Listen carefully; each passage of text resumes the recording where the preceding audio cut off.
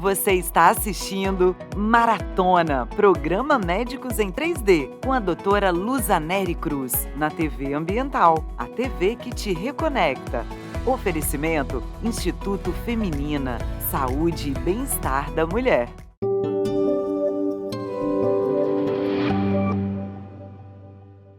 Olá, esse é o Médicos em 3D. Nesse espaço, vamos tirar dúvidas, dar dicas e fazer um debate. Nosso tema de hoje é sobre a janela da alma, sobre a saúde dos olhos. E aqui comigo para discutir sobre isso está Liliana Nóbrega. Tudo bem, Liliana? Tudo ótimo, Luza. É um prazer estar aqui com você. Liliana, eu queria começar falando sobre assuntos quentes, né? Assuntos recentes que a gente vê inundando a nossa internet. A gente podia começar a falar sobre miopia. O que você acha? Luza, é um tema atualíssimo. Tá? Nós estamos com uma campanha das sociedades brasileiras de oftalmologia, sociedades brasileiras de pediatria, sociedades médicas em geral, com um alerta permanente sobre a miopia. Até 2050, metade da população mundial será míope. Isso é uma previsão muito ruim, não é? Quando eu vi esse número eu cheguei a ficar assustada, achei exagerado, mas não é. Não é exagerado e é para assustar mesmo. Então a gente criou essa campanha como um alerta para os pais e responsáveis de crianças, para que levem as crianças ao médico oftalmologista para fazer exame, para ver se essa criança está míope ou não, se tiver míope, acompanhar. Por que essa miopia está aumentando assim no mundo? Porque as crianças estão na frente das telas, de tablets, celulares, computadores. Então as crianças não olham para longe, as crianças estão confinadas dentro de casa. Com a pandemia isso piorou muito, aulas online, lazer online, joguinhos.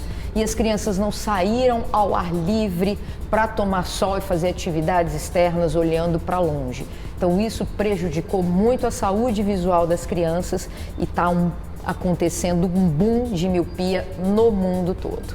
Então assim, Liliana, eu tenho criança em casa, né? Nós estamos diante de um desafio, não é isso? Então a gente precisa dessa aula online, nós temos muitas ferramentas importantes, mas o que a gente pode fazer então, para a gente preservar? Tem alguma coisa que a família possa fazer para preservar a saúde do olho das crianças? Sim, algumas dicas que a gente tem dado na hora das consultas, né, para os pais. A primeira coisa, Luza, é tirar as crianças das telas. De 0 a 2 anos, nenhum momento essa criança pode estar na tela. E a gente vê bebês hoje com o celular nas mãos, né? Depois de 2 anos, você vai ter, com a orientação do pediatra, algum período que você possa entregar uma tela para o seu filho, mas seriam períodos curtos também. E aí depois de 4 a 6 anos, um pouquinho a mais, de 6 a 8, um pouquinho a mais. Mas a criança não pode ficar o tempo todo em frente às telas. Esse excesso de visão de perto está aumentando a miopia e também a falta do sol. Então a primeira coisa, tirar números de horas de frente das telas. E a segunda coisa, 1 hora por dia ao sol, em atividades ao ar livre, seja ela andando, caminhando, andando de bicicleta, passeando com o cachorro, fazendo esporte, jogando bola. Essa criança precisa desse estímulo da luz solar também, para que libere hormônios e que não cresça excessivamente esse olho. Quando o olho cresce excessivamente, há um aumento da miopia. E o aumento da miopia está relacionado não só ao uso de óculos e dependência de óculos, mas também associado a doenças oculares graves que causam baixa de visão, como descolamento de retina, glaucoma, doenças da mácula. Então, a grande importância da gente tentar prevenir esse boom de miopia na nossa sociedade. E o adulto também deve diminuir o tempo de tela? Porque às vezes a gente fala da criança, né? Outro dia eu vi um alerta até de um psicólogo falando que quem tem mais vício em tela é o adulto e a criança meio que imita isso, né? Sim, nós temos que ser o exemplo, né? E nós temos que orientar as crianças e os adolescentes. Eles não vão saber dessas consequências, né? Então os pais têm que orientar essa criança. Um outro tema interessante, novo, é sobre a miopia, aliás, o déficit de visão e o Alzheimer, não é isso? Eu queria que você falasse um pouquinho sobre esse tema. Luz, é muito interessante você tocar sobre esse assunto, porque saiu um estudo em janeiro de 2022 relacionando a cirurgia da catarata à diminuição em 30% dos casos do desenvolvimento de Alzheimer. Então, hoje a gente informou isso à população, né? A geriatria, ela já sabe da importância da cirurgia de catarata para um paciente de 60 anos ou mais, né? A gente já sabia que essa cirurgia aumenta a qualidade de visão do paciente, aumenta a qualidade de vida, previne quedas, melhora a mobilidade do paciente idoso porque ele está enxergando melhor. E hoje a gente sabe que estimula a parte cognitiva do nosso cérebro, prevenindo em 30% os casos de Alzheimer. Então, super interessante. Como vocês podem notar, a criança, é muito importante ela enxergar bem para o desenvolvimento neurosensorial do olho. E na vida, né, a gente já idoso, como isso é importante para estimular o nosso cérebro também. Tudo ligado, né? Tá tudo ligado. O olho, uma máquina perfeita. A gente fala que o olho é só um captador de imagens, mas ele é quase uma parte do cérebro. Super importante. No próximo bloco, nós vamos perguntar para a Liliana se a nossa saúde geral influencia na saúde dos olhos. Espero vocês para o próximo bloco.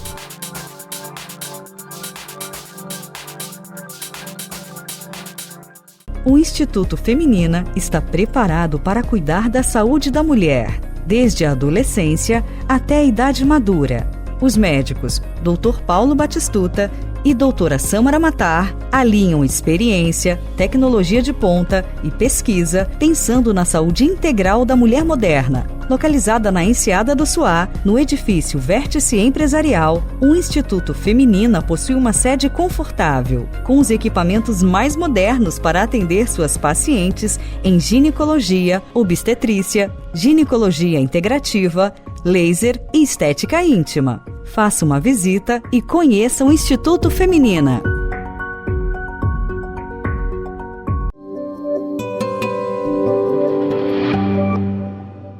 Voltamos com o nosso Médicos em 3D e hoje estamos falando sobre a saúde dos olhos com Liliana Nóbrega. Então, Liliana, uma conversa que a gente teve anteriormente entre endócrinos e oftalmos, né? A gente discutiu uma coisa que eu queria que você trouxesse hoje.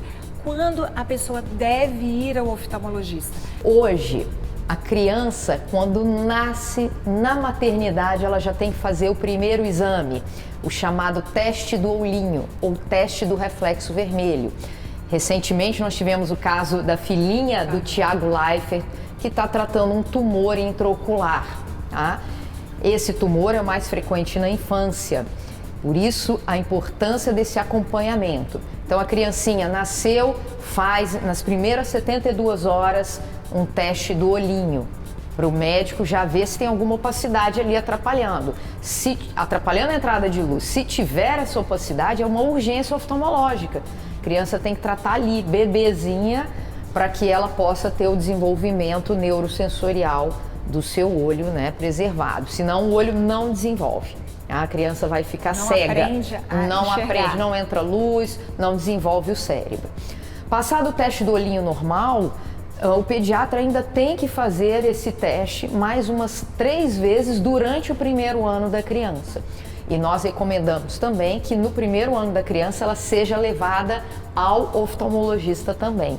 E ali o oftalmologista anualmente examinar essa criança, tá? Porque na primeira infância nós temos patologias que, se não diagnosticadas, a criança não desenvolve aquela visão. Então, se a gente levar a criança só quando ela for alfabetizada, 7, 8 anos, e aí a gente pegar alguma patologia, uma diferença de grau muito grande, a criança enxerga de um olho e do outro não, a gente não vai ter tempo mais de desenvolver essa criança, tá? Ela vai ficar com uma sequela visual para o resto da vida. Na adolescência, com o crescimento, nós vamos mudando o nosso olho também em diâmetro, podemos ter surgimento de graus como a miopia, astigmatismo, hipermetropia, que precisam de óculos, necessita de um acompanhamento também anual. Na vida adulta, nós estamos sempre trabalhando, então nós precisamos estar com o óculos certo, pressão ocular medida, fundo de olho também. E depois de 40 anos desenvolvemos vista cansada, que é a dificuldade de enxergar de perto, vamos precisar de um acompanhamento. 60 anos, catarata, glaucoma é muito importante também, se a pessoa tem uma história familiar ou não, então precisa ir ao médico. Doença assintomática, o paciente não sente nada, só através do exame oftalmológico poderá ser diagnosticado. Liliana, papo sensacional, dá pra gente conversar aqui, né, o dia inteiro. Mas assim, por último, eu queria que você deixasse uma dica pra gente. Claro que na sua fala você já foi dando dicas, né? Mas eu queria que você falasse uma coisa especial que você gostaria de trazer, que você julgasse que fosse importante para as pessoas que estão em casa. Luza, então a dica super importante para os seus telespectadores. Vá ao médico oftalmologista, cuide da sua saúde visual, cuide dos seus olhos. A visão é um dos sentidos mais importantes que a gente tem. Através dela, nós nos comunicamos com o meio externo, né? Através da visão, nós podemos ter parte cognitiva do nosso cérebro desenvolvida, prevenindo doenças como Alzheimer, como a gente falou. Então, vá ao seu médico, não deixe você ter queixas visuais para ir ao seu médico. Leve a sua criança ao seu médico, leve o seu idoso ao médico. A saúde visual, ela muda desde o momento em que a gente nasce até o momento em que a gente morre. Então a gente precisa do médico oftalmologista. É um dos médicos principais que a gente precisa frequentar durante a nossa vida. Esse foi o nosso Médicos em 3D, dúvidas, dicas e debates. Quero agradecer novamente a Liliana. Esses e outros conteúdos você encontra no YouTube da TV Ambiental e até o nosso próximo encontro.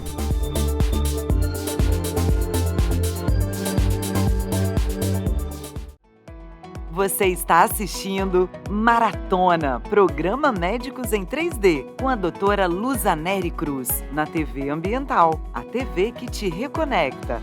Oferecimento Instituto Feminina, Saúde e Bem-Estar da Mulher.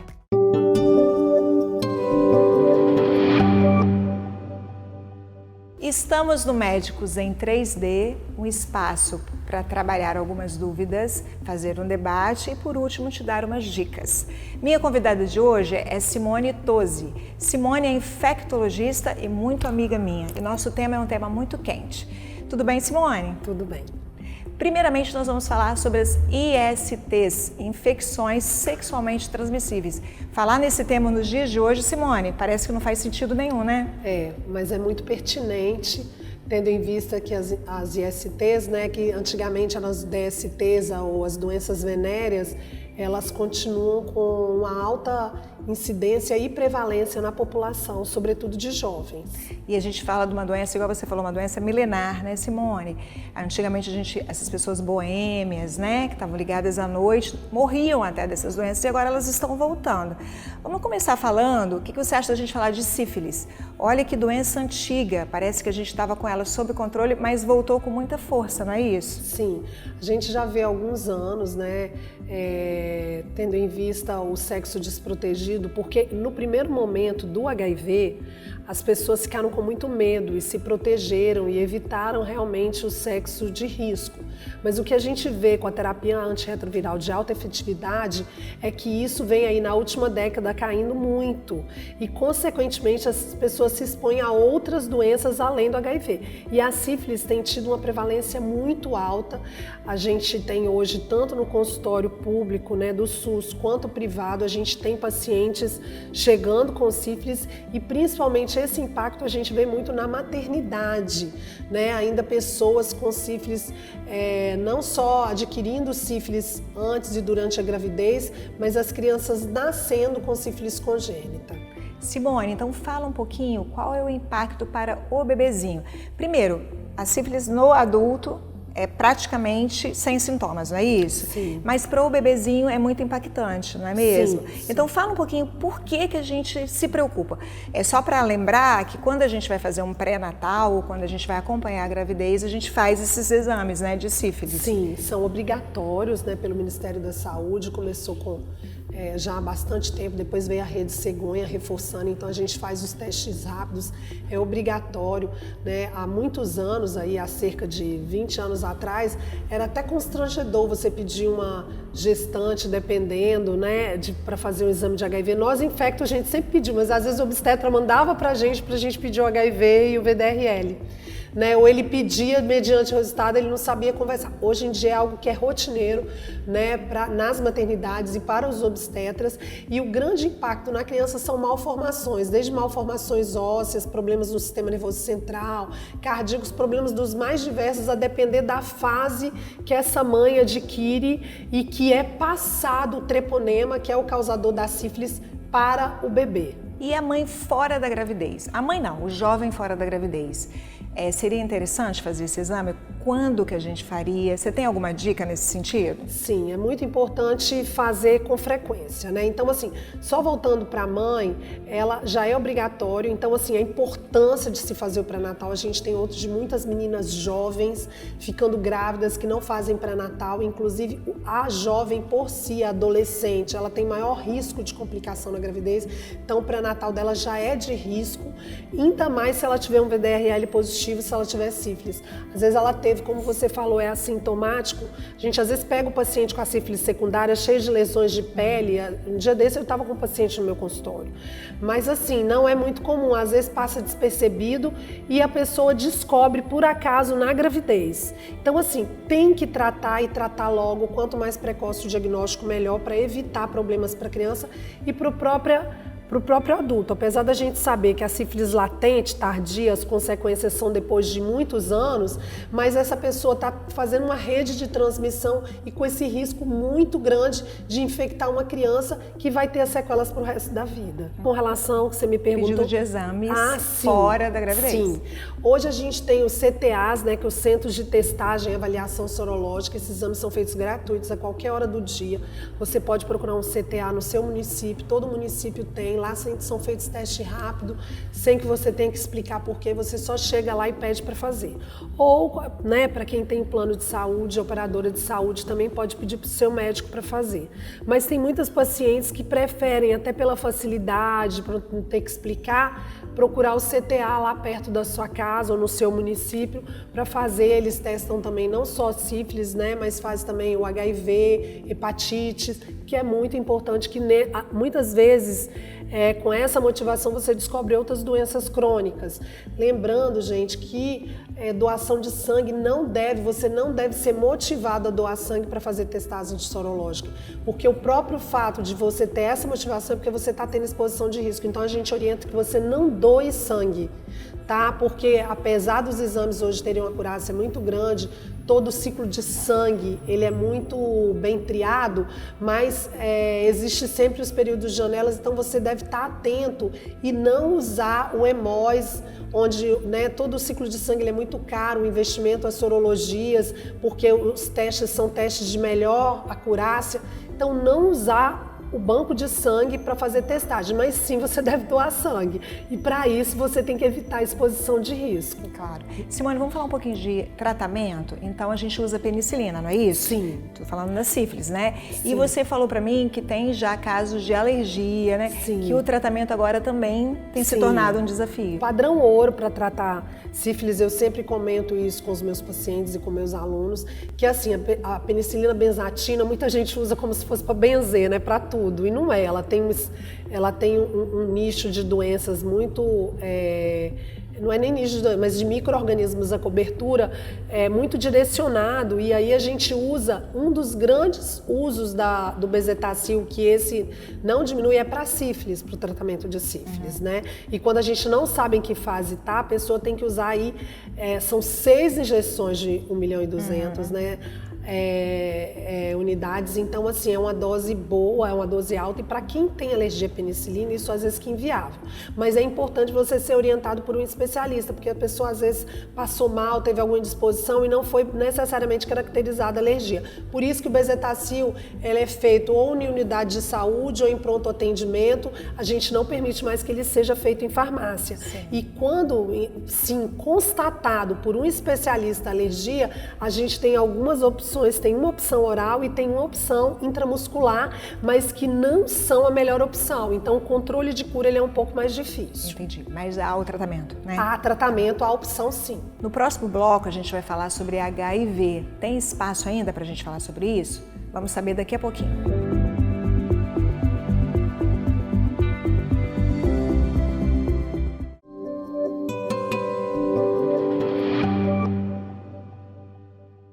Voltamos com Médicos em 3D e o nosso assunto hoje é IST, infecções sexualmente transmissíveis. Olha só, nós estamos falando disso nessa época, 2022, ainda tem espaço para essa discussão. Agora nós vamos falar de HIV e a nossa convidada é Simone Tosi, infectologista. Simone, então o tratamento de HIV mudou completamente, não é isso? Hoje é muito mais confortável e as pessoas agora estão se arriscando mais. É assim? Fala um pouquinho sobre isso. A gente, graças ao esquema HAART, né, que é a terapia antirretroviral de alta efetividade, né, ela, desde 1997, ela mudou a história dos pacientes com HIV. E na última década, a gente está com uma comodidade posológica muito grande. Graças à tecnologia e à ciência, hoje os pacientes com HIV, eles tomam de 1 a 2 pílulas por dia. E além não só da comodidade para tomar, menos eventos adversos, a gente tem drogas aí mais recentes com uma alta eficiência, né? E não só uma eficiência em combater o vírus, ou seja, a pessoa às vezes chega aí pra gente, acabou de fazer o diagnóstico com milhões de cópias de vírus e em um mês ela já está indetectável. Então, assim, não só eficiência, mas também uma alta barreira à resistência, o que é muito bom para a gente, porque isso a gente consegue manter o mesmo esquema antirretroviral para o paciente anos e décadas. Isso é muito bom, porque aí a gente tem um arsenal terapêutico melhor, caso ele tenha algum problema de intolerância, mas a gente sempre frisa muito, que é muito importante a adesão, tomar certinho todo dia. Então, isso tem contribuído muito para a qualidade de vida dos nossos pacientes vivendo com AIDS e, consequentemente, a gente vê também um certo afrouxamento nas medidas de controle da população, que eu acho que as pessoas começam a ver que a qualidade de vida não foi afetada. A gente já tem aí pela OMS, não existe mais uma expectativa de vida na pessoa vivendo com AIDS, ela vive como todos nós e hoje em dia os pacientes com HIV, eles morrem de infarto, de AVC, de câncer. Eles não morrem da doença se eles tomarem a terapia direito e, de certa forma, o que é muito bom, a gente vê uma consequência na expectativa das outras pessoas que acabam se arriscando e se contaminando, não só com HIV, mas com as outras doenças, né, como a gente falou da sífilis e também das hepatites. Então o HIV, por exemplo, a gente tem hoje o esquema PrEP, que o próprio Ministério da Saúde ele fornece um esquema para pessoas que têm fatores de risco, a gente fazer esse controle para a pessoa não se contaminar, inclusive quando a pessoa é par discordante, ou seja, uma pessoa HIV é casada ou tem um parceiro fixo de uma pessoa que não é HIV. Também tem esse medicamento que ele pode estar tomando para evitar, tem nível de evidência científica que isso evita que ele adquira. Claro que essa pessoa tem que estar com a carga viral indetectável, que é o que a gente hoje tem conseguido com êxito. Uhum. E Simone, então o HIV passou a ser uma doença crônica, né? Sim, uma doença crônica. E aí os pacientes agora querem usufruir de outras coisas que a população geral também tem. Então até te contei que eu tenho uma paciente que ela queria melhorar a massa muscular. Eu acho que você tem esses casos também. O paciente quer ir para a academia, quer ficar bonito, né? A busca pela beleza é muito intensa. E às vezes eles se arriscam um pouquinho nessa busca. Então essa minha paciente, por exemplo, queria usar um anabolizante. Eu falei, opa, peraí, Porque ainda assim a gente tem um rim para cuidar e um fígado para cuidar, não é isso? Na população em geral a gente já cuida disso, né, minha gente? Os anabolizantes têm uma indicação específica, não é para a população e nem para alcançar beleza, ela tem uma indicação médica. Imagina um paciente com HIV tomando um coquetel, uma medicação de uso diário. Queria que você falasse um pouquinho sobre isso. É muito pertinente, né, essa colocação sua. Realmente os anabolizantes, eles não deveriam, né, do ponto de vista médico, né, tudo que a gente tem de evidência científica ser usado para beleza, né, com fins estéticos. Fins estéticos também tem toda uma repercussão óssea, né? Eu já tive muito paciente de trauma, osteomielite, quando eu fui descobrir que às vezes não recuperava, estava usando anabolizante, uma coisa que às vezes o paciente não comenta conosco. E assim o paciente também deve comentar, né, do antirretroviral, porque mesmo que hoje em dia as drogas têm menos efeitos adversos e menos toxicidade, tanto renal como hepática, ela existe sim. E a gente vigia muito.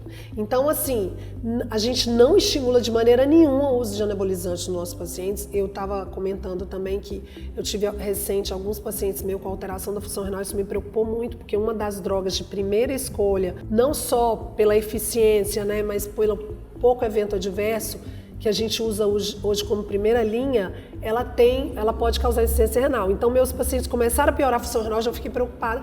E quando a gente foi ver com o nefrologista, eram as proteínas, o whey protein, porque acaba causando uma sobrecarga. Então, realmente, a gente agora tem que se adaptar aos hábitos de vida dos nossos pessoas vivendo com AIDS, porque não são nem doentes, né? A grande parte, já há alguns anos, a gente começa terapia antirretroviral para todo paciente que sabe que tem HIV, porque isso mostrou benefício. Antigamente, né, a gente fazia para somente as pessoas que tivessem com CD4 mais baixo, que tinham mais risco de adoecer. Hoje em dia não, já está comprovado que quanto antes a gente inicia a terapia, até porque os efeitos colaterais são muito baixos e a toxicidade a longo prazo também, então a gente já faz e tem que estar muito atento, porque tem muita gente usando antirretroviral e que não pode usar algumas drogas. E você que tem HIV precisa sim dizer a qualquer médico que você procurar que você tem HIV. Isso é muito pertinente, que também acontece de não comentar como aconteceu com você, né? O seu paciente foi comentar. 8 anos depois que acompanhava comigo, me disse que era HIV positivo. Eu falei, para tudo, vamos recomeçar a nossa história, né? E é isso. Simone, assim, todo mundo que vem aqui, a gente pede para deixar uma dica, tô te pegando até de surpresa. E eu queria que você deixasse uma dica para um grande público que está te vendo, que não é médico, que precisaria de algum conselho especial. Qual é o conselho que você dá para o seu paciente lá quando você está juntinho dele? O conselho que eu dou é para se proteger, né? Mesmo aquelas pessoas que já são casadas, que têm, né, essa parceria fixa aí, a gente, mesmo aqueles pacientes que têm HIV, ambos, né, a gente tem que se proteger, se cuidar para não adquirir outras doenças. E a melhor proteção é o sexo seguro, né? Eu lembro do meu professor lá, quando eu comecei a medicina, ele falava, né, que o sexo mais seguro que a gente tem é com alguém que fez sexo só uma vez, 2 pessoas que só fizeram sexo uma vez e é com a mesma pessoa. Então não tem garantia, portanto, não se balize na aparência da pessoa, né? O ideal, se você vai começar a ter relação sexual com alguém, né? Antigamente a gente falava em exames pré-nupciais, que, né, o indicado você fazer toda a sorologia e vocês sim se comprometerem a não ter relação com outra pessoa. Esse é o sexo mais seguro que hoje a gente pode preconizar e, óbvio, na dúvida, usar o preservativo, né? Mas acima de tudo, procurar ter um parceiro fixo, ser fiel a esse parceiro, tá? E manter aí, antes de tudo, zerar com exames sorológicos, porque você não sabe qual a história prévia dessa pessoa e nem ela muitas vezes sabe que ela está contaminada, né? Não é uma questão só de boa fé, é uma questão científica. Você precisa fazer esse rastreio para você ter certeza que você não está transmitindo nada. Então eu queria te agradecer muito por estar aqui com a gente. Esse assunto é excelente, pertinente e super atual. Esse foi o Médicos em 3D. Esses e outros conteúdos você encontra no YouTube da TV Ambiental, a TV que te reconecta.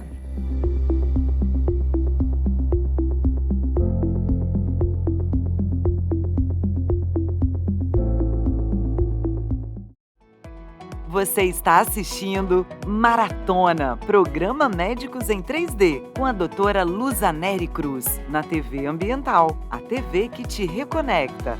Oferecimento Instituto Feminina, Saúde e Bem-Estar da Mulher.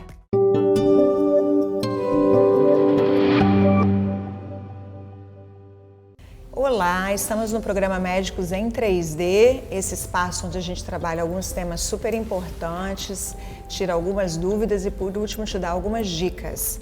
Nosso tema de hoje vai ser sobre vacina. Olha que tema super atual e super importante. Quem está aqui comigo é a Ana Paula Burian, que é infectologista e pediatra e coordena algumas salas e algumas sessões sobre vacinação no Ministério da Saúde. Tudo bem, Ana Paula? Tudo jóia. Assim, a gente tem tanta questão relacionada à vacina, né? É um tema que já tem um século, não é isso? Toda vez que eu vou abordar a vacina, eu falo lá de Oswaldo Cruz, né? Aqui no Brasil, mas a variolização, por exemplo, é do século X na China. Olha que maravilha. Os chineses, eles raspavam as lesões de varíola, as cascas das lesões e sopravam no nariz das pessoas numa forma de tentar protegê-las. E Edward Jenner em 1800, então assim, já temos uma estrada nesse caminho. Não é? E eu falo que quando começou a vacina, no mesmo momento começou também o movimento antivacinal, não é isso? Parece que eles nasceram juntos. A gente enfrenta no Brasil e a gente tem até uma atualização dele nos últimos tempos, né? Mas vamos começar assim sobre calendário vacinal. O que é um calendário vacinal? Explica pra gente. Tá, o Programa Nacional de Imunizações, ele surgiu em 1973. E aí, de lá para cá, foram surgindo os calendários de vacina. Então, são recomendações, seja do governo federal, do Programa Nacional de Imunizações, seja das sociedades, que aí muda o olhar. O SUS, ele olha o coletivo e como ele reduz a incidência de doença com as ações. E o individual, que é a sociedade, ele quer proteger o máximo possível aquela pessoa que está na frente dele. E foram surgindo os calendários, então a gente tem o calendário da criança, do bebê prematuro, da gestante, do adulto, do idoso e também o calendário para cada doença crônica de acordo com a vulnerabilidade que o paciente tem. E isso muda de país para país, de região para região, de acordo com o caminhar das doenças. Por exemplo, aqui no Espírito Santo a gente não tinha como obrigatório vacina de febre amarela, não era no litoral do país. Desde 2017, que teve o surto em Minas Gerais e se estendeu para Espírito Santo, Rio e toda a região litorânea, passou a ser obrigatória a vacina de febre amarela para a gente. Então, essas mudanças vão ocorrendo de acordo com o que está tendo de doença no momento ou de época do ano. A gente não toma vacina de gripe o ano inteiro. Geralmente a gente toma no outono, no início do inverno, para estar protegido naquele esfriar de temperatura e da maior circulação do vírus influenza. E a gente tem movimentos novos, né? Começando e algumas doenças antigas voltando, não é isso? Tá. O movimento anti-vacina, ele ganhou muita mídia, mas de fato ele não é muito grande no Brasil. O Brasil tem um histórico muito bom de vacina. O movimento anti-vacina é acreditar que nenhuma vacina me faz bem. E isso a gente não tem no Brasil. Se uma pessoa, mesmo adulta, pisar num prego, ele relaciona prego a tétano. Então ele vai na unidade de saúde e toma tétano. Então isso não faz parte do movimento anti-vacina. O movimento anti-vacina é aquele que nenhuma vacina me faz bem, eu só tenho risco com elas. E isso não é verdade no Brasil. E a gente também tem que lembrar que poucos países têm tantas vacinas gratuitas. Muitos países você paga pela vacina. Então, quando o governo dá uma vacina que ele nunca deu, as pessoas ficam desconfiadas do porquê que o governo está me dando, visto que a saúde é paga, eu não tenho tratamento gratuito em muitos países. Então, isso faz a população não ter uma adesão tão grande à vacina porque ele não tem aquele vínculo. Agora, o que a gente teve na pandemia foi uma infodemia, uma pandemia de excesso de informações equivocadas e fake news. Então, hoje muita gente está insegura. Ele ouve, até mesmo de um profissional de saúde, informações tão desencontradas que chegou uma hora que ele não sabe em quem acredita, ele congela. Enquanto ele congela, ele fala assim, eu não vou escolher me vacinar. Por exemplo, para a Covid. Então, até eu ter certeza, eu não tomo a vacina.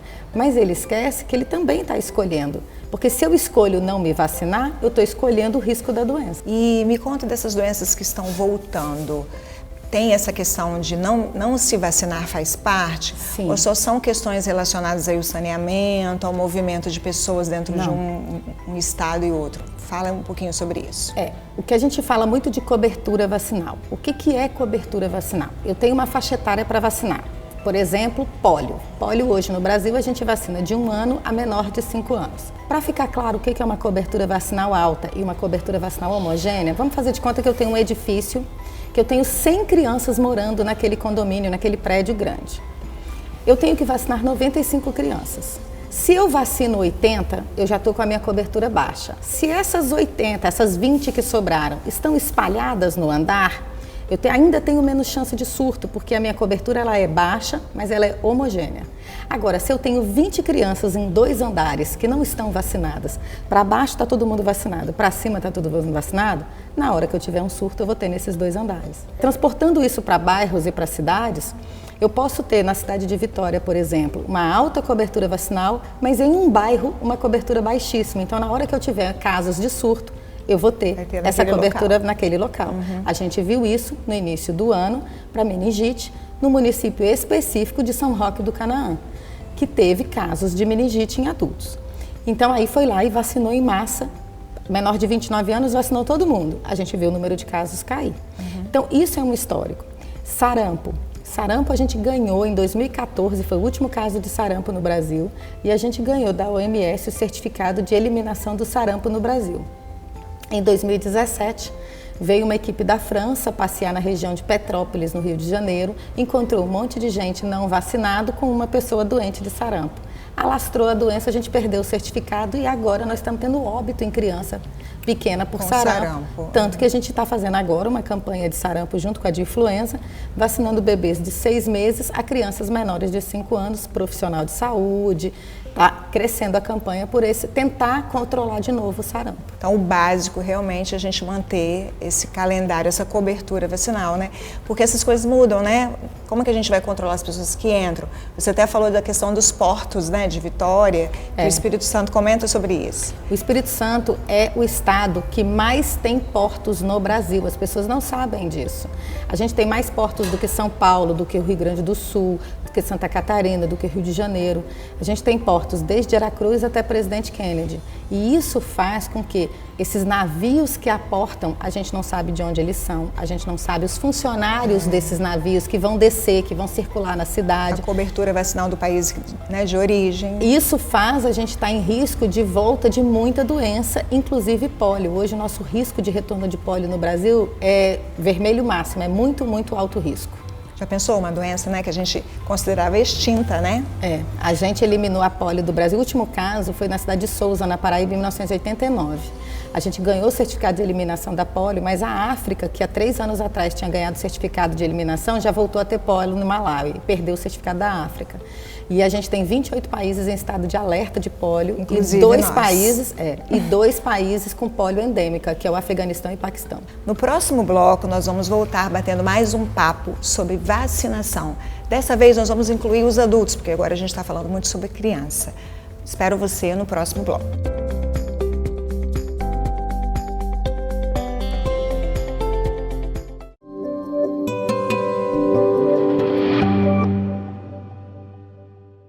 Voltamos com Médicos em 3D, um programa para a gente te dar dicas, tirar dúvidas e fazer um debate. Nosso debate de hoje é sobre vacina. Quem está aqui comigo é Ana Paula Burian, que é infectologista e pediatra. Bom, a gente trabalhou muito no bloco anterior sobre vacinas em crianças, mas ficou um tema que eu fiquei de perguntar agora. Ana Paula, quando a gente tem um calendário vacinal, a gente pensa muito nessas vacinas que o governo nos dá, não é isso? Mas você considera que tem alguma vacina em especial que uma família, na dúvida dela, deveria ir a uma clínica privada e vacinar o seu filho? Primeiro, a gente tem que deixar claro que as vacinas que estão disponíveis no SUS são vacinas de qualidade, são vacinas bem produzidas e são bem elaboradas, e através delas a gente conseguiu diminuir muito as doenças no Brasil. E essa decisão, né, é coletiva, não é isso? Essa decisão é coletiva. Uma análise aí, né, da epidemia do país inteiro para tomar essa decisão, não é isso? Sim, porque algumas escolhas de vacinas que o governo faz, às vezes a população pode não saber, mas tem algumas doenças que cada faixa etária das pessoas, ela vai ter risco de ser um grande transmissor daquela doença. Então, por exemplo, o meningococo, o portador nasal, quer dizer, aquela pessoa que tem a bactéria vivendo no seu nariz e transmite para os outros, é o adolescente e adulto jovem. Que causa meningite. E que causa meningite. O pneumococo, que causa pneumonia e meningite pelo pneumococo, é a criança pequena. Então a gente tem também, quando pensa nos calendários, essa estratégia coletiva, que é isso que o calendário do SUS faz. Existem algumas diferenças das vacinas do SUS e do privado. As vacinas do privado, elas focam em dar um pouco mais de proteção e um pouco menos de reação. Óbvio que para aquela pessoa que ela não tem condição financeira, ela não tem que se sentir culpada de não poder pagar a vacina. Mas ela também tem que fazer a vacina do SUS, porque vacina na geladeira não protege ninguém. Então, a gente está tendo muita gente, adulto e criança, com calendário de vacina atrasada, porque acabou não indo se vacinar durante a pandemia, que a gente tem que colocar esse cartão em dia. Porque enquanto ele não se vacina, ele não se protege. Agora, existem algumas peculiaridades das vacinas do privado que vão ampliar essa proteção para aquela pessoa. Isso numa pessoa saudável. Se ela é vulnerável, é mais importante ainda para ela por alguma outra doença. Então, por exemplo, o governo dá para a criança uma dose de hepatite A. A Sociedade Brasileira de Pediatria recomenda que aqueles que podem pagar façam a segunda dose. Porque para dar mais proteção para aquela criança. Porque o olhar do governo, o objetivo principal é evitar morte, forma grave e internação. Nem sempre vai ser evitar o adoecimento. E às vezes, por exemplo, faz as duas coisas. Mas, por exemplo, a vacina de catapora, você faz com 15 meses no SUS e com 4 anos. Na Sociedade Brasileira de Pediatria recomenda com 12 e com 15, porque entende que a criança vai entrar na creche e vai ter contato com alguém doente. Então, quanto mais rápido eu protegê-la, melhor. Então, às vezes, você antecipa. Então, tem todo um olhar. Meningo B não existe no SUS, só existe no privado. Isso vai ter que discutir com o médico para ver essa recomendação de cada vacina. Então agora vamos passar para o capítulo dos adultos, né, que me interessa muito.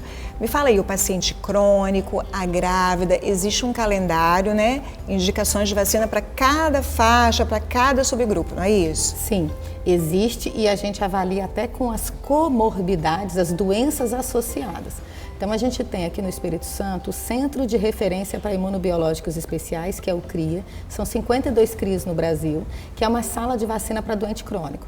Então, o seu diabético, o cardiopata, o pneumopata, o paciente com câncer transplantado, a gente vacina lá. Renal crônico, por exemplo. Então, tem várias doenças que tem adulto e criança esse calendário vacinal diferenciado. Na gestante, a gente tem que entender que a gestante ela tem uma mudança no organismo dela inteiro que coloca ela em risco. Ela tem uma obesidade temporária, que durante aquele período, principalmente no final da gravidez, ela ganha muito peso, então ela tem os comprometimentos de uma obesidade, por isso a gente viu mais gestante adoecer de influenza e morrer em 2010, 2009, a gente perdeu 14 gestantes aqui no estado de H1N1. A gente viu gestante adoecer mais de Covid, então ela tem uma alteração de circulação, uma alteração de peso, uma alteração de resposta imune, ela tem uma imunodeficiência transitória, mesmo que leve, mas ela adoece mais fácil, ela faz mais infecção urinária, ela responde pior às infecções. Engraçado, Ana Paula, assim, que parece que é uma época que a pessoa tem mais medo de vacinar, né? Quando ela mais precisa, ela mais teme, não é isso? E tem algumas vacinas que a gente faz para proteger a grávida e outras vacinas que a gente faz para proteger o bebê. Uhum. Então, por exemplo, a vacina de coqueluche que o governo dá a partir de 20 semanas de gestação é muito pouco para a grávida e muito para o bebê. Porque esse bebê só vai estar protegido de coqueluche com 6 meses. E quando a grávida toma a vacina, ela passa os anticorpos pela placenta para o bebê. Agora, a influenza também protege o bebê e Covid, principalmente, já tem estudo publicado com a vacina da Pfizer, mostrando a proteção dos bebês nos primeiros 6 meses de vida contra a Covid-19. Ainda bem que a gente está numa pátria vacinadora, né, Ana Paula? Você imagina esse desafio que a gente tem aqui em um país que não tem essa cultura, né? A gente ganhou muito no Brasil de ter essa cultura. Só que hoje a gente brinca que as campanhas são secretas. Alguns profissionais de saúde sabem que estão acontecendo campanha. Porque a gente que é mais velha, a primeira campanha de polio foi em 1980. O nome Zé Gotinha só veio em 86. O que a gente tinha? Poucos canais de TV, não tinha televisão, não tinha celular. E no intervalo do Jornal Nacional e de todas as novelas e de todos os 4 programas de TV que tinha, passava campanha de vacina, passava carro na rua anunciando a campanha. Verdade. Hoje a gente não tem mídia de massa. Tá muito tímida, né? Tá muito tímida. A população fica sem saber, o médico fica sem saber para poder orientar. Só quem trabalha com vacina acaba sabendo das campanhas. Isso é muito ruim. Ana Paula, a gente sempre pede para todo médico que vem aqui deixar uma dica. E eu queria que nesse universo enorme que você trabalha, super importante, você deixasse uma dica específica que você acha mais importante para falar para um público que está te vendo agora. A gente tem que entender que ainda se morre de doenças imunopreveníveis no Brasil, doenças que já existem vacina. Então a gente tem óbito de tétano no Espírito Santo e no Brasil inteiro. Em 2019 teve 68 casos de tétano 219 casos de tétano, 68 óbitos no Brasil. O Espírito Santo teve 4 óbitos em 2019 e 3 óbitos em 2020 por tétano, mesmo na pandemia, todo mundo trancado em casa. O surto de meningite de São Roque do Canaã e os casos que teve foram todos em adultos. Então, adulto ainda tem a percepção de que doenças e vacinas são para criança, eles não vão ter. E eu costumo dizer que para muita doença tem vacina, para arrependimento não. Ana Paula, então, muito obrigada por estar aqui nesse assunto super esclarecedor. Eu acho que eu falo assim para os meus pacientes que tem 3 coisas que impactaram, né? Vacina, antibiótico na sua área, né? E estatina. Então, hoje a gente vive bem, nós estamos jovens ainda, né? E a nossa população está cada vez melhor, com saúde melhor. A vacina é um dos grandes marcos, né, da medicina. Com certeza. Não é? Então, muito obrigada. Espero que você volte sempre aqui para falar com a gente, tá bom? Obrigada a você. Esse foi o programa Médicos em 3D. Esse e outros conteúdos você encontra no YouTube da TV Ambiental, a TV que te reconecta.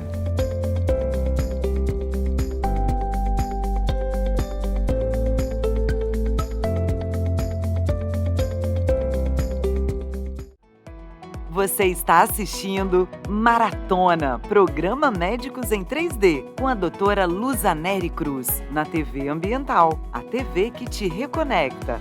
Oferecimento Instituto Feminina, Saúde e Bem-Estar da Mulher.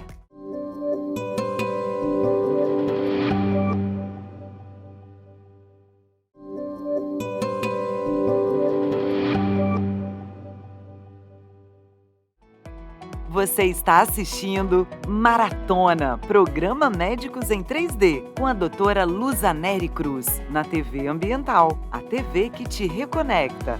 Oferecimento Instituto Feminina, Saúde e Bem-Estar da Mulher.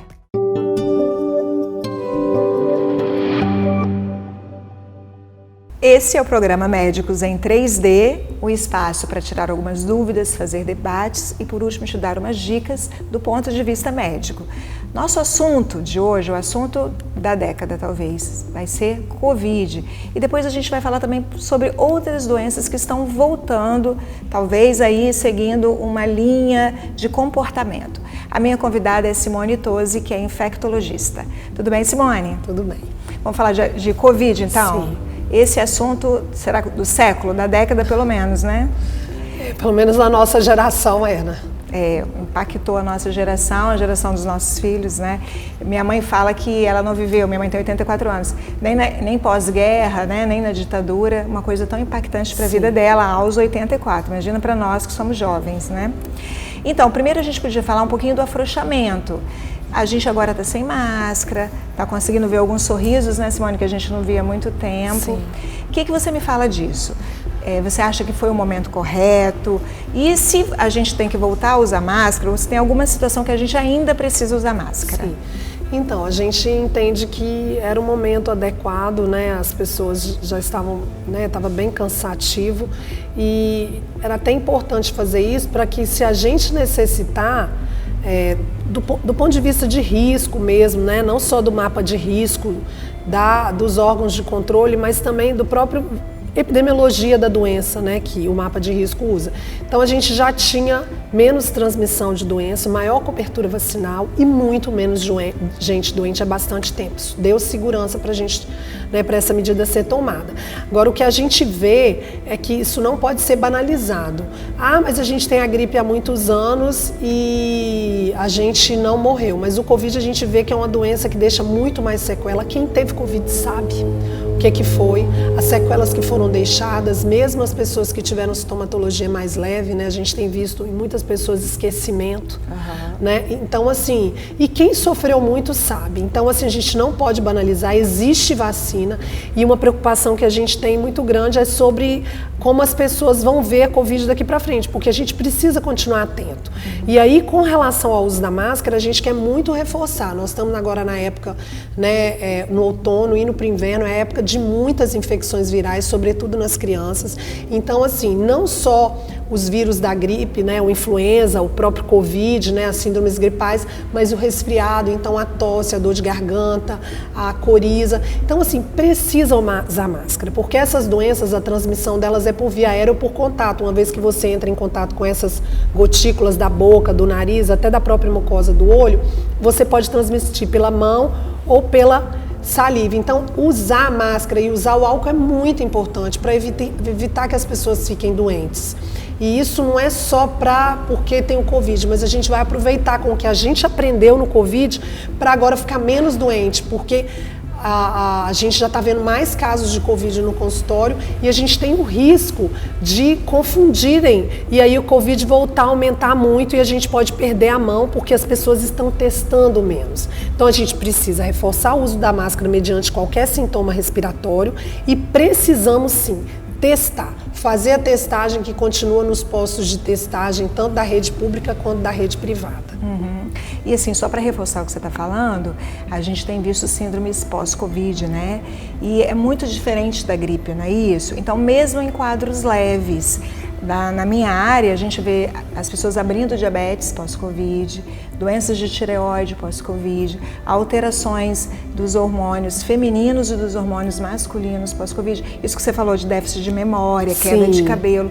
Então, agora a gente entrou numa fase que os quadros estão mais leves, né? As doenças estão menos graves e as pessoas provavelmente estão afrouxando um pouquinho mais. Aí vem a minha pergunta para você, em relação à vacinação, não é isso? Porque talvez a gente crie um comportamento daqui para frente que as pessoas não queiram vacinar mais. Os quadros estão muito leves, eu não preciso. Ou estão até com medo da segunda, da terceira e com medo da quarta dose. Fala isso em relação à segurança dessas doses, se vai ser assim mesmo, porque a princípio talvez a ideia foi, vou vacinar uma vez e pronto, estou vacinado. Mas não é muito bem assim, né? Sim, não. Esse movimento anti-vacina, ele vem mesmo antes do Covid, a gente já tem alguns surtos, né, de sarampo na Europa, né? E esses movimentos anti-vacina no Brasil, eles não pegaram muito, né? Graças a Deus a gente tem uma história de um Programa Nacional de Imunização que é referência no mundo, então a gente faz várias vacinas, a população brasileira adere, isso é um motivo de orgulho nosso. Houve muitos questionamentos durante a pandemia de Covid, mas a gente vê que o brasileiro ele defende vacina sim. E a gente quer muito reforçar que na Covid a gente tem que manter esse raciocínio. Então eu não vou tomar vacina para Covid, não vou levar meu filho para vacinar para Covid apenas porque tá tendo pandemia, tá todo mundo doente. Eu tenho que levar o meu filho, eu tenho que vacinar e eu tenho que vacinar os meus pais, os meus avós para Covid, porque isso promove saúde. Né? A poliomielite eu acho que é um excelente exemplo.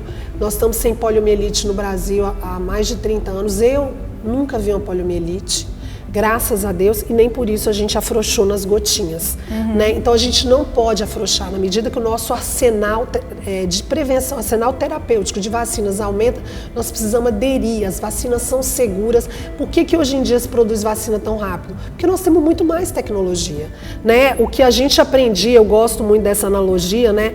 Que se usa até que um imperador romano tinha menos conhecimento do que uma criança hoje de 6 anos de idade. Então é um mundo muito ágil, né, muito volátil também, e as ideias às vezes se perdem. Então, assim, o recado que eu queria deixar muito para vocês é que não afrouxem na vacina. A gente sabe que às vezes tem dificuldade de procurar um posto de vacinação durante a semana, por causa do trabalho. Isso é algo que a gente já vem discutindo junto, inclusive a Sociedade Brasileira de Infectologia, e isso a nível de governo também, da gente ter outros horários para vacina.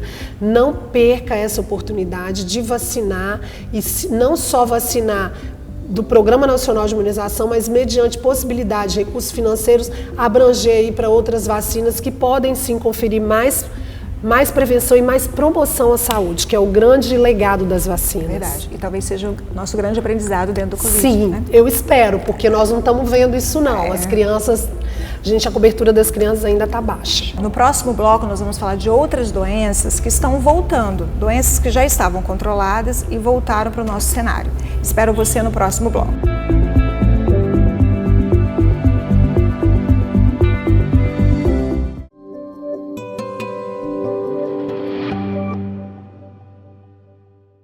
Voltamos com o programa Médicos em 3D e o nosso assunto são doenças transmissíveis.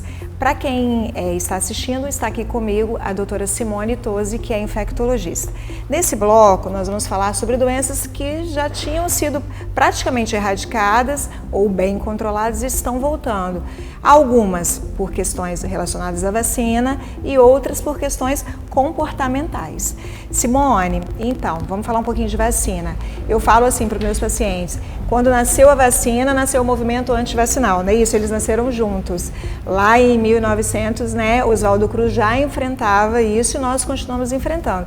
Então tem um grupo que a gente não entende muito bem porquê, mas tem esse tipo de comportamento e a gente tem visto adeptos agora. E aí as doenças voltaram, é isso? Fala pra gente um pouquinho desse preço que nós estamos pagando. Sim, teve, né, foi bom você lembrar de Oswaldo Cruz, que a guerra da vacina e as pessoas naquela ocasião falavam, né, que iam virar vaca se tomassem a vacina. E agora a gente fala em virar jacaré, né? Só mudou o bicho, né, Simone? Mas hoje a gente tem uma história de vacina muito segura, como eu falei no bloco anterior, isso mostrou muita segurança. Eu gosto de lembrar, tem muitos avanços, né? Algumas doenças que a gente não tem mais e talvez até mais recente, né? Do hemófilos, quando a vacina do hemófilos surgiu, a gente tinha meningite por hemófilos com sequela que não existe mais. Então, assim, por causa dos nossos bebês que são vacinados, fora as outras doenças que a gente já sabe, como a própria difteria, né, o tétano. Tétano neonatal era um problema grave. Era um problema, as crianças, além do sofrimento, ficavam sequeladas, morriam de tétano. Então, assim, se a gente for olhar o arsenal que hoje a gente tem de prevenção de doenças, ele é muito amplo. E aí o que a gente tem que, voltando na ameaça aí por causa dos grupos anti-vacina? Há próprio sarampo, que a gente falou, a gente teve também, chegou a ter coqueluche, mas não foi nem por causa da baixa cobertura vacinal, mas é porque precisava-se de reforço, porque às vezes esses micro-organismos eles fazem alguns escapes, então a gente precisa reforçar e a gente conseguiu controlar sim. A gente tem hoje um problema mais sério relacionado a doenças como o tétano, que as pessoas distraem. A gente não tem uma incidência mais alta, mas a gente ainda tem tétano, tá? Então, a gente nem atribui somente ao movimento antivacina. A gente não acha que é apenas o movimento em si, mas as pessoas se distraem, elas acham que vacina é só para criança. Né? Então a gente ainda tem tétano, né? E outras doenças como catapora, eu ainda tô vendo adulto com catapora. E aí você fala, mas como assim, Simone? Catapora a maioria de nós teve quando pequeno. Na nossa, aí na década de 70, 80 e antes, para você se evitar catapora no adulto, você tinha que pegar catapora, né? Já punha as crianças todas. A gente tem a vacina já há alguns anos e ainda assim a gente tem catapora. Por quê? As crianças que foram vacinadas, que fizeram um esquema, hoje está na rede pública, mas no primeiro momento só tinha na rede privada, então nem todas fizeram. Mas o segundo problema é que muita gente já era nessa época adolescente ou jovem, então eu estou pegando agora adulto de 30 anos com catapora. Então o que a gente recomenda? Procure um posto de vacina e veja como é que está a sua cobertura vacinal. Algumas vacinas, o Programa Nacional de Imunização, como a própria catapora e hepatite A, ele não oferece para o adulto.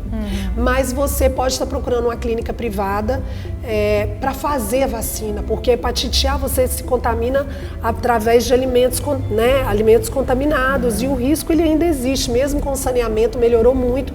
Na nossa época também era endêmico, eu mesmo fui descobrir que eu tive hepatite A depois de adulto, quando eu fiz a sorologia.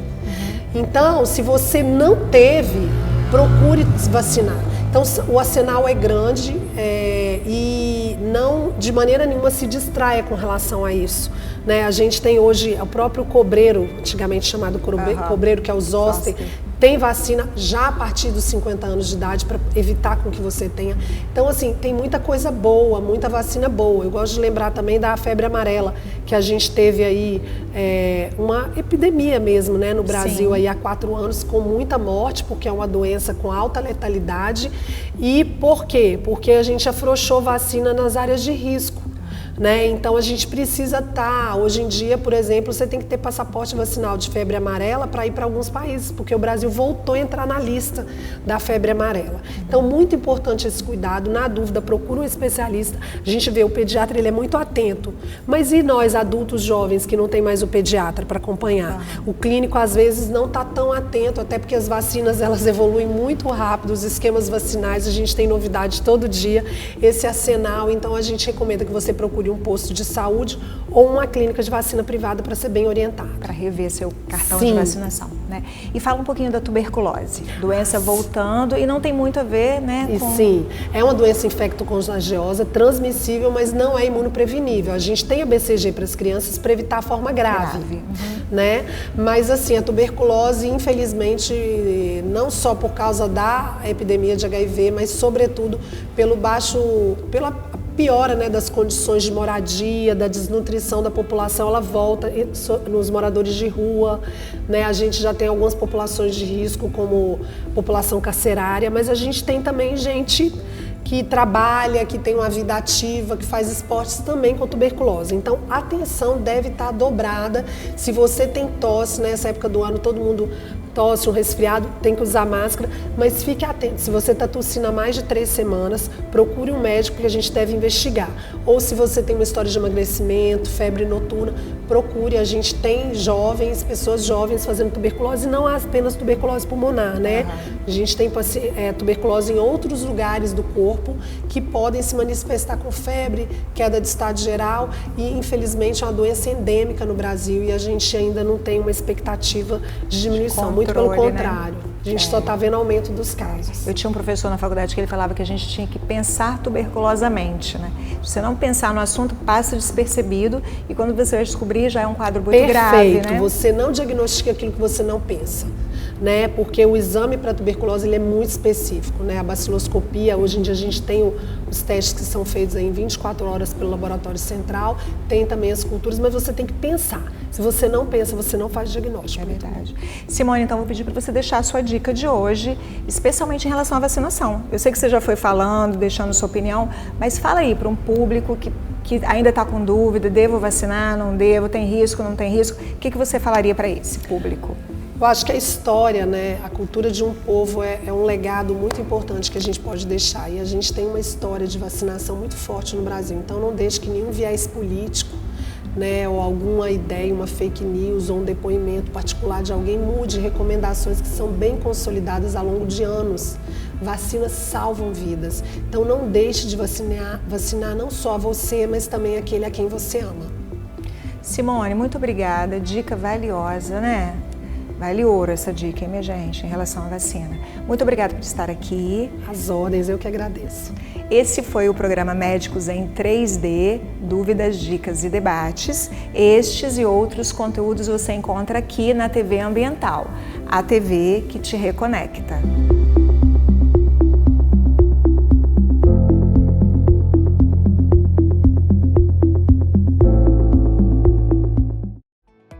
Você está assistindo Maratona, programa Médicos em 3D, com a doutora Luzaneri Cruz, na TV Ambiental, a TV que te reconecta. Oferecimento Instituto Feminina, Saúde e Bem-Estar da Mulher.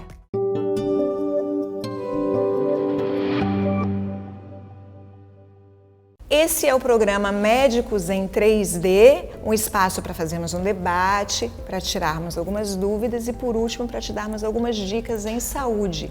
Nosso tema de hoje é Covid, falar especificamente sobre vacinação. Quem vai estar aqui comigo é a Ana Paula Burian, que é infectologista, pediatra e especialista em vacina. E aí, Ana Paula, temos ainda o que discutir em vacina? Será que já está tudo esgotado ou as pessoas ainda têm dúvidas? O que você acha? Muitas dúvidas. Acho que o assunto ainda não está esgotado e a gente cada dia mais aprende. Então tem um caminhar ainda longo. A doença não está sob controle. Vou trazer para você os temas que os pacientes me abordam e que eu respondo, mas que você pode responder muito melhor que eu. como que uma vacina foi desenvolvida tão rápido? As pessoas têm essa dúvida ou são só os meus pacientes? Isso é uma dúvida até dos nossos colegas. E eles acham assim que é meio teoria da conspiração. Tem até um pessoal que fala assim, eu estou sendo usado como cobaia. Olha essa palavra, fui usado como cobaia.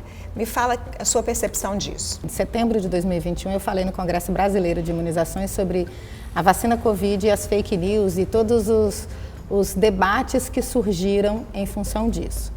Então, a gente teve muita fake news. A vacinas das plataformas atuais, a gente tem 3 plataformas básicas.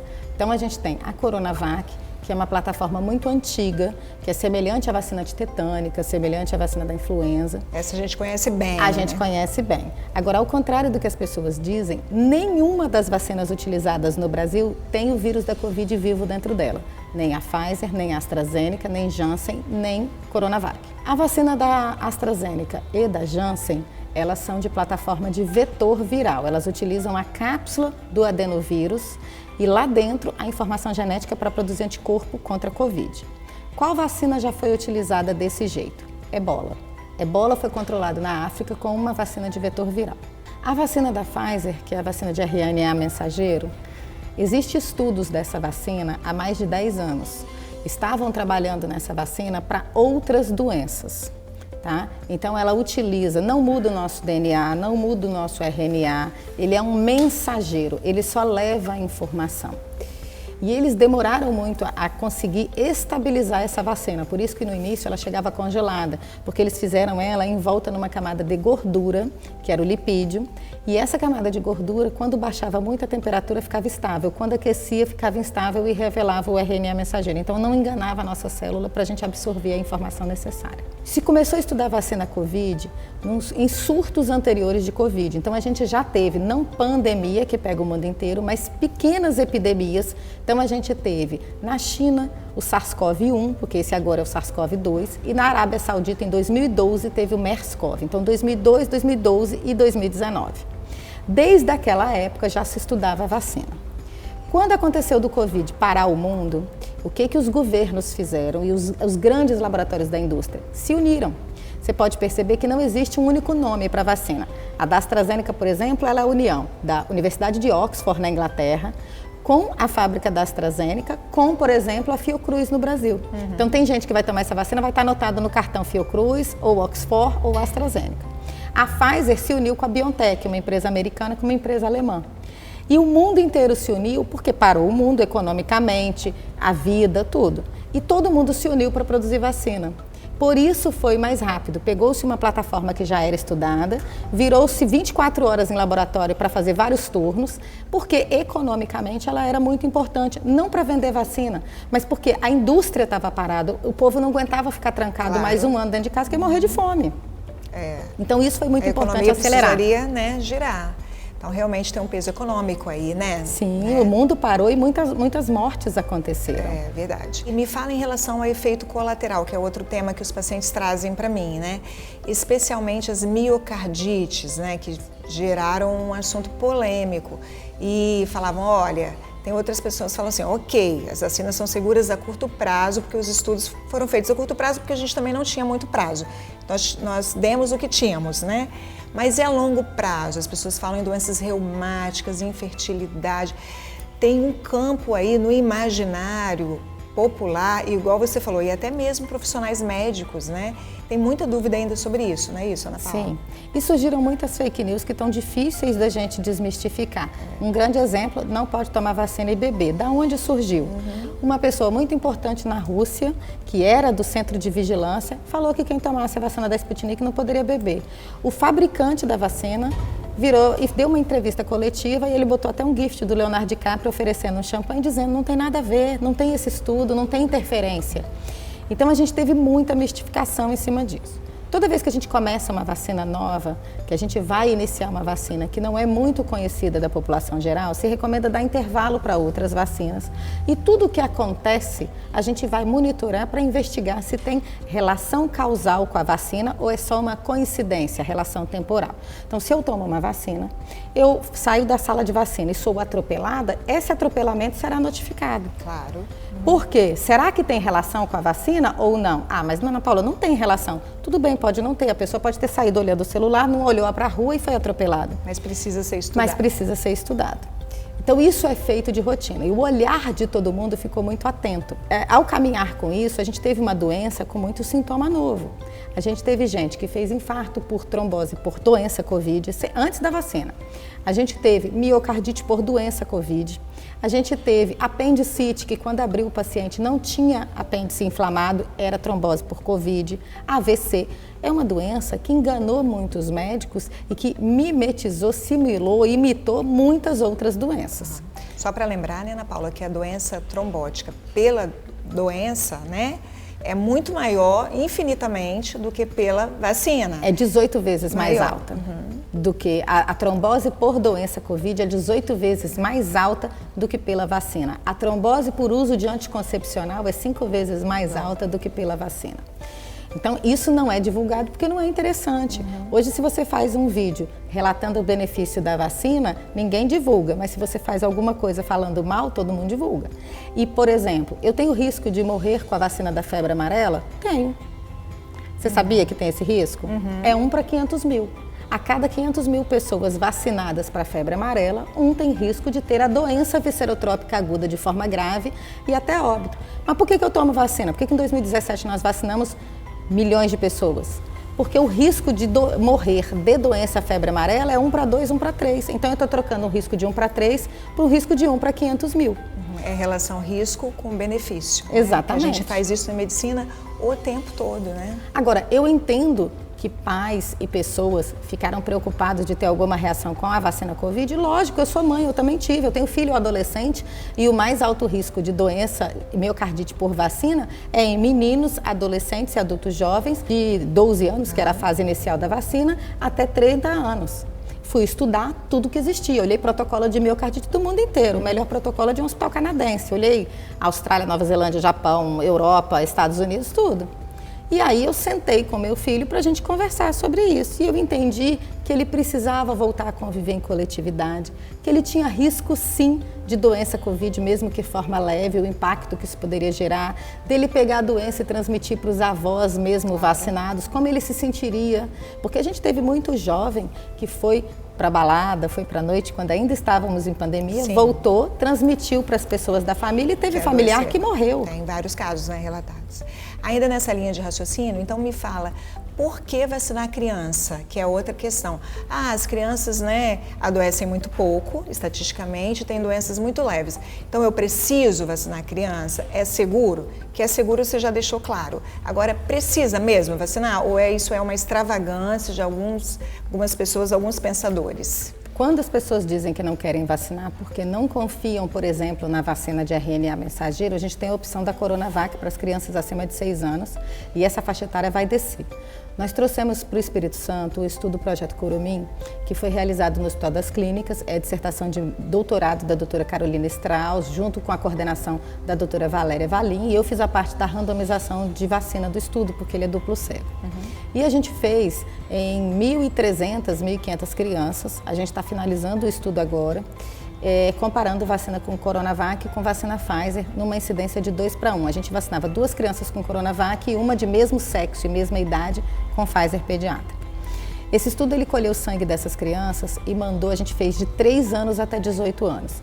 A gente mandou sangue para São Paulo, para Minas e para o Rio, para fazer o monitoramento tanto da resposta de anticorpos circulando no sangue, quanto as células de defesa, que é o que a gente chama de imunidade celular e humoral. Então, quando eu respondo a uma vacina, eu posso produzir um anticorpo que vai ficar circulando no meu sangue, se encontrar o vírus Covid vai atacá-lo, como eu produzo células que também vão atacar a doença. A gente montou um grupo com especialistas em reação vacinal e tinha gente do Brasil, São Paulo, grandes especialistas. O grupo não foi utilizado. Nós não tivemos nenhum evento adverso moderado ou grave, nenhuma internação em nenhuma dessas crianças. Super seguro, né? E outra coisa que eu costumo dizer é o seguinte, as crianças, principalmente as menores, elas não utilizam máscaras. A gente tem que ter uma consciência do coletivo. Ela vai para uma creche, eu posso ter uma funcionária da creche que tem uma doença autoimune, que tem um tratamento que baixa a imunidade dela, ou que ela tem uma doença que baixa a imunidade, que mesmo vacinada ela vai responder mal à vacina e ela tem mais risco de forma grave da doença. Quando eu levo meu filho vacinado para a escola, eu estou protegendo o coletivo. Vacina não é individual. Eu me protejo, você se protege, juntos a gente protege a sociedade. E outra coisa, um sintoma muito comum em doença Covid foi perda de memória. Como a gente mensura isso numa criança? Como a gente fala para uma criança que está dizendo para a gente que ela tem 5, 6, 7 anos, está na alfabetização e não consegue aprender o que o professor diz? Ela pode estar com sequela de Covid leve. Ninguém está mensurando isso. E muitos pais não aceitam nem fazer o exame, que é aquele cotonete ruim numa criança pequena. É verdade. E a quarta dose, quinta dose, né? Às vezes eles questionam também no idoso, especialmente, né? Você acha que vale a pena? O que a gente está fazendo de medida? Já existe uma discussão na OMS de, ao invés de ficar falando quarta e quinta dose, a gente fazer o que a gente fala para gripe. Qual é o calendário anual da doença, da vacina Covid? Por quê? Seria tipo assim, eu tenho um idoso, o calendário anual eu tenho uma dose há mais de, por exemplo, 6 meses, está na hora de fazer agora e daqui X tempo vai fazer de novo. E aí fazer o calendário de vacina Covid do idoso, do imunodeprimido e do saudável. Isso vai acontecer. A gente está precisando de tempo para entender essas subidas de caso, essa mutação do vírus, que todo vírus faz mutação, tanto que a vacina de gripe muda todo ano em função de mutação, e o vírus Covid também faz mutação. O que a gente percebe é que esse número de doses, quarta dose, quinta dose, esse nome faz a população cair em descredibilidade da vacina e dá munição para quem quer falar mal de vacina dizer, daqui a pouco nós estamos tomando a décima dose. Que eu tomarei, se eu precisar. Eu também. Eu também. Eu trabalho no Jaime e eu vi morrer muita gente. Aí a gente fica, né, impactado, né, Ana Paula? Geralmente o governo faz essas recomendações à medida que elas se tornam necessárias dessas doses. O que os estudos mostram é que a doença Covid não dá imunidade temporária e a vacina também não. Mas isso a gente tem para outras doenças. Tétano, por exemplo, quem teve tétano tem que tomar vacina de tétano, porque ele pode pegar tétano de novo. E tem várias doenças e vacinas que são assim. Ana Paula, então vou pedir para você deixar sua dica, especialmente em relação a essa doença marcadora da nossa geração, né? Que impactou tanto o mundo inteiro, que é a Covid, e a relação com a vacina. Mesmo aqueles que não querem se vacinar, eles estão sendo protegidos pelo vizinho, pelo familiar que se vacinou. Então, eles são afetados por uma decisão coletiva do outro. A gente só viu reduzir os óbitos quando a gente viu crescer a vacinação no Brasil. E isso é muito importante. Então, eu faço o chamado de que todos botem o seu cartão em dia, não apenas para a Covid, mas para as outras doenças, porque a gente está tendo pessoas que estão vindo indefesas da epidemia. Então a gente tem crianças que nunca tiveram as viroses da infância, que nunca brincaram no parquinho, que ainda não tem vacina para elas e que vão pegar a doença dos pais que adoecerem e não quiserem se vacinar. E vão ter algum impacto sobre isso. Então se vacine. Queria te agradecer muito por estar aqui, Ana Paula, me esclareceu uma série de dúvidas para os meus pacientes, me deu armamento até para eu discutir com os pacientes, né? Eu tenho certeza que quem está nos assistindo gostou muito também. Muito obrigada. Esse foi o nosso Médicos em 3D. Esses e outros conteúdos você encontra no YouTube da TV Ambiental, a TV que te reconecta.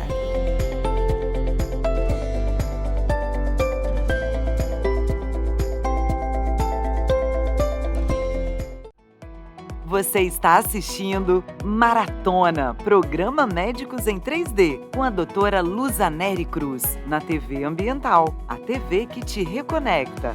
Oferecimento Instituto Feminina, Saúde e Bem-Estar da Mulher.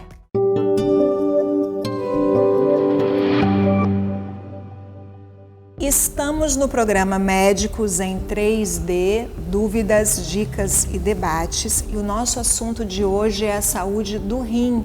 Muito importante esse assunto, mas pouco debatido. Para falar com a gente está aqui Alice Pignaton. Tudo bem, Alice? Tudo bem. Alice é nefrologista e a atual presidente da Sociedade Brasileira de Nefrologia Regional do Espírito Santo. Alice, vamos começar então do básico? Eu vejo que as pessoas têm muita dúvida assim, quando que eu procuro um urologista e quando eu procuro um nefrologista? Tem diferença?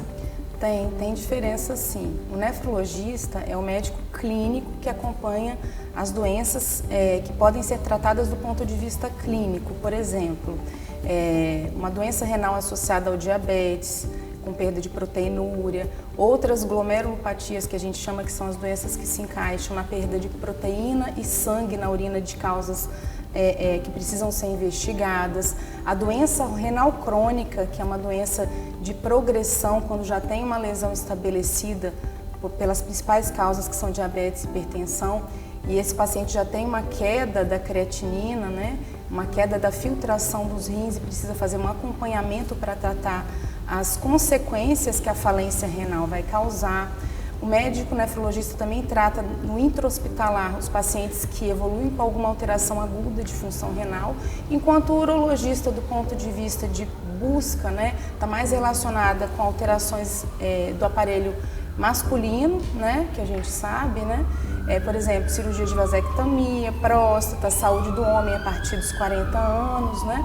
E também as alterações relacionadas com necessidade de avaliações, principalmente cirúrgicas do trato urinário, como tumores renais, de bexiga, de próstata, cálculos renais que precisam de desobstrução. E assim, Alice, é um assunto, até te falei, né, que eu descobri a nefrologia na faculdade, já enquanto estudante de medicina.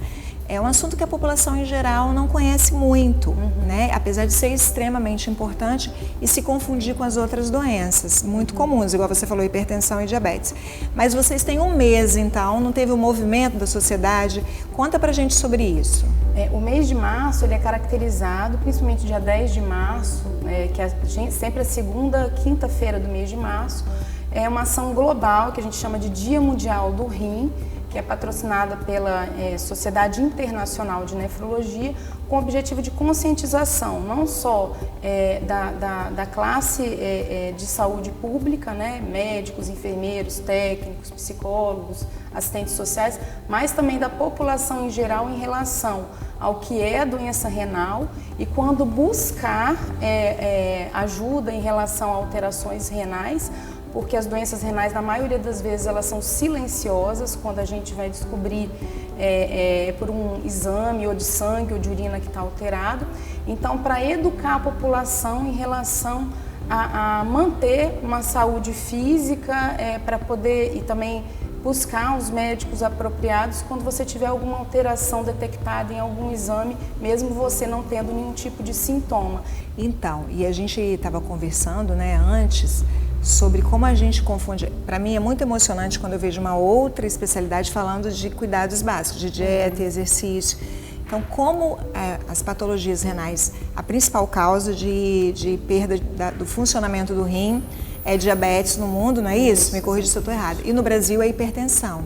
Isso. Então, a educação passa pela educação geral, não é isso? Na verdade, eu acho que tanto a nefrologia, cardiologia, endocrinologia, né, estão interrelacionadas, porque o problema que todos nós temos hoje, estamos enfrentando em relação a doenças endêmicas, são doenças de saúde pública, né? Hipertensão, diabetes, obesidade, que vão levar a uma epidemia desse século, que é a doença renal crônica, que está associada também com um aumento da expectativa de vida. Que o paciente idoso, a gente sabe que a gente tem uma perda de função renal normal, que é um processo de envelhecimento que acontece a partir dos 40 anos que a gente começa a ter perda de massa renal. Mas alguns indivíduos têm isso mais acelerado. E as coisas que podem causar essa piora mais rápida de função renal, né, é justamente alguns fatores de risco, como você citou, hipertensão, diabetes, obesidade, uso de medicamentos indevidos, né, uso abusivo de analgésicos e de outras substâncias, né. Então, essas mudanças de hábitos, e principalmente em relação à dieta, por conta do aumento populacional, da necessidade da gente ter uma oferta, uma quantidade maior de alimentos e não estar preocupado com a qualidade dos alimentos, isso está trazendo malefícios em relação ao tipo de dieta que a pessoa está ingerindo, ao tipo de exercício físico que ele não está fazendo, e esse sedentarismo, essa ingestão excessiva de carboidratos, né, e acaba levando a um ganho de peso, ou então levando ao desenvolvimento, sendo gatilho para o desenvolvimento de diabetes, de hipertensão. A alimentação muito industrializada, né, está relacionada, por exemplo, com o aumento da ingestão de sal. Recomendado assim pela Sociedade Internacional de Nefrologia que uma pessoa tem o hábito de ingerir 5 gramas de sal de NaCl, o que corresponderia mais ou menos a 2 gramas de sódio, né, por dia. E a gente sabe que na população brasileira, a média, por uma pesquisa realizada pela Sociedade de Nefrologia, a média de ingestão é de 12 gramas. É muito alto, é o dobro. Então, a partir do momento que a gente sobrecarrega com excesso de sal, com excesso de glicose, que também é uma das vias de eliminação de glicose, é o transporte renal, né? E esse paciente já tem predisposições genéticas a desenvolver esses tipos de doença.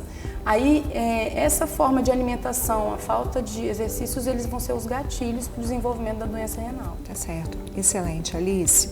Voltamos no próximo bloco com esse assunto e nós vamos falar sobre outros temas, outras maneiras da gente prejudicar a saúde do nosso rim. Espero vocês.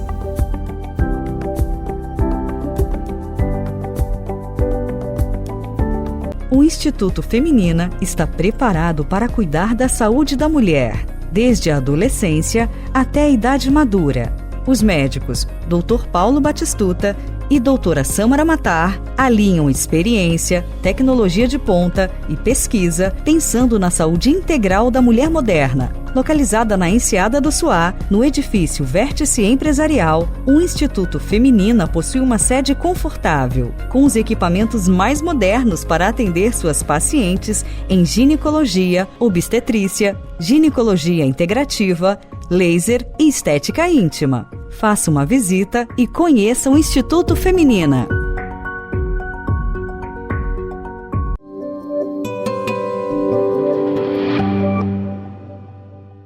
Estamos de volta com o nosso Médicos em 3D, dúvidas, dicas e debates. E o assunto de hoje, que eu estou falando com Alice Pignaton, é sobre a saúde do nosso rim, esse órgão extremamente importante. Alice, vamos falar então agora em temas mais atuais, até bem atuais, até mesmo para mim, até mesmo para sociedades médicas, né? A gente, durante o Covid, a gente recebeu uma série de instruções, muitas vezes equivocadas, para estimular a nossa saúde, a nossa imunidade com vitaminas, não é isso? E a gente percebeu, eu percebi lá no meu consultório, que as pessoas ficaram intoxicadas por vitaminas. E às vezes eles têm uma ideia de que vitamina só faz bem, não faz mal. Né? Eu queria que você comentasse sobre isso, especialmente assim, focando na saúde do rim. Em relação às vitaminas, né, houve um consumo excessivo de vitamina C e vitamina D, principalmente baseados em algumas pesquisas, né, realizadas em relação ao que poderia evitar a contaminação pelo vírus do SARS-CoV, que causa a Covid-19. Então, a gente viu uma ingestão excessiva nos últimos tempos de vitamina D e de vitamina C, sem supervisão médica. Qual o problema disso? Não é todo paciente que pode ingerir. Primeiro, porque tem os níveis de suficiência e a ingestão ela deve ser feita principalmente nos pacientes que estão com alguma deficiência, né? A vitamina D, por exemplo, é uma vitamina lipossolúvel. Ela é absorvida, mas ela não é excretada de forma tão adequada. O que a gente viu foi uso excessivo, com dosagens acima do recomendado, e alguns pacientes desenvolvendo hipercalcemia, com excesso de cálcio no sangue, que causa alterações como constipação, queda do estado geral, náusea, vômito, até rebaixamento do nível de consciência, né? Causando também injúria renal aguda. A gente viu alguns casos de injúria renal aguda por excesso de vitamina D. Em relação à vitamina C, ela é hidrossolúvel. Tudo que você ingere, mesmo em excesso, ela vai ser eliminada pelo organismo. Entretanto, quando a forma de eliminação, né, é uma forma que a vitamina C vai sofrer uma transformação no fígado e vai virar oxalato de cálcio. E para alguns pacientes que têm predisposição à formação de litíase renal, do cálculo renal, o oxalato, ele é excretado na urina, porque se ele está em excesso, ele vai ser excretado pelos rins, né, para tentar eliminar o excesso, vai predispor à formação de cálculos renais.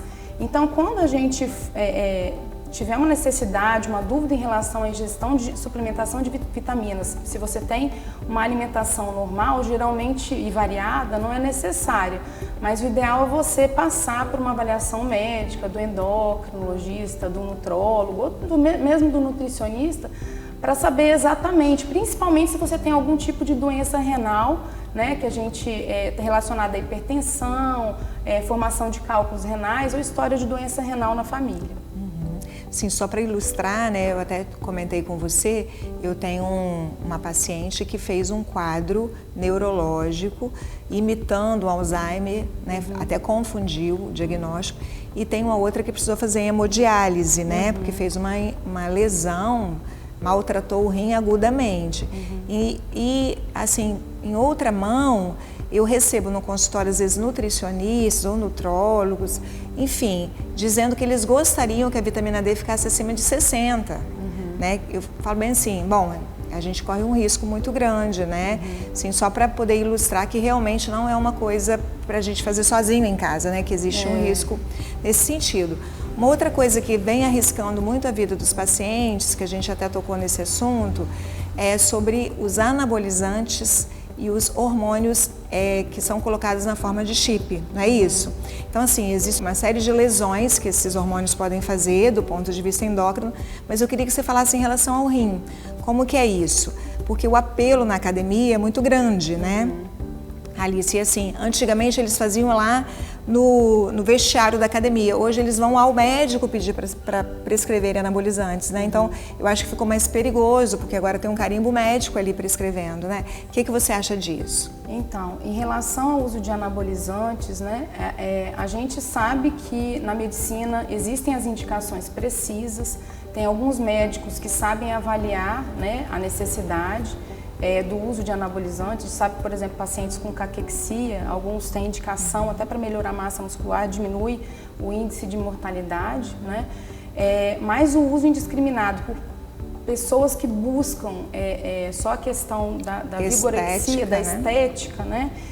Isso teria que ser muito bem avaliado por um especialista da área de endocrinologia, da área de fisiatria também, né? Um médico que é especialista em exercício físico, né? Que a gente tem vários. Porque o anabolizante ele pode causar uma lesão renal chamada glomerulosclerose segmentar e focal. A doutora Elizabeth Dyer, que é médica da Universidade Federal do Ceará, fez uma pesquisa com alunos de educação física da universidade e mais de 25 pacientes que ela avaliou, que eram alunos que estavam entrando na faculdade no ano da avaliação. 2 desses pacientes evoluíram com doença renal crônica. Um deles, inclusive, chegou a precisar evoluir para a necessidade de hemodiálise e não conseguiu reverter por conta do desenvolvimento dessa glomerulopatia que a gente chama. Começa com uma perda de proteína importante, fibrose renal, e o paciente evoluiu com doença renal crônica, numa idade muito jovem, induzido por anabolizantes, né? Além disso, a gente sabe que alguns anabolizantes, quando você faz uma dose excessiva, impulsos, por exemplo, semanais, aumenta a chance do paciente ter um estímulo, uma via acessória pelo anabolizante, né, periférica, e estimulação de acúmulo de cálcio. A gente teve um caso também na faculdade de hipercalcemia secundária ao uso de anabolizante o paciente do sexo feminino, inclusive, né? Então, a gente tem que estar atento, principalmente aqueles pacientes que têm antecedente de alguma doença renal, ou que têm diabetes, hipertensão, litíase de repetição, né?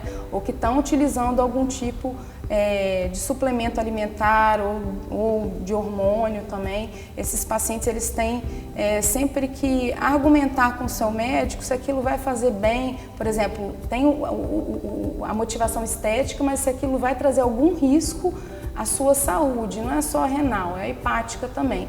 Os 2 principais órgãos, né, de eliminação de substâncias tóxicas do organismo são o fígado e são os rins. Então, toda a metabolização de substâncias, tanto endógenas quanto de forma iatrogênica, que são dadas ao paciente como suplementação, elas podem causar disfunções graves desses 2 órgãos. É isso aí, excelente. Tá muito bom o nosso papo. É muito interessante como se alinham as especialidades, né? Falam a mesma coisa, todo mundo que vem aqui fala exatamente a mesma coisa. Então, assim, Alice, a gente sempre pede para o médico que vem aqui para dar uma dica. Aí eu vou pedir para você dar a dica de hoje pra gente. O ideal é que se tenha uma ingestão de líquidos de 30 a 35 ml por quilo em 24 horas, uma ingestão de sódio de 2 gramas por dia, o que corresponde a uma colherzinha de café, de chá rasa, né, nas 24 horas, né, de adicional. Isso se você não está com excesso de alimentação industrializada. Níveis de pressão arterial, principalmente abaixo de 130 por 80 na população em geral. Controle adequado da glicose no sangue e para os pacientes que têm algum fator de risco para doença renal crônica, por exemplo, é ideal que sempre consulte seu médico para poder fazer os exames de triagem de avaliação da função renal, que são creatinina, o exame simples de urina que a gente chama de EAS e a microalbuminúria. Alice, queria te agradecer por estar aqui com a gente, tratando desse assunto super importante e super esclarecedor, né? Mesmo para nós, clínicos, médicos, sempre é um assunto que nos interessa muito porque é uma importância mundial.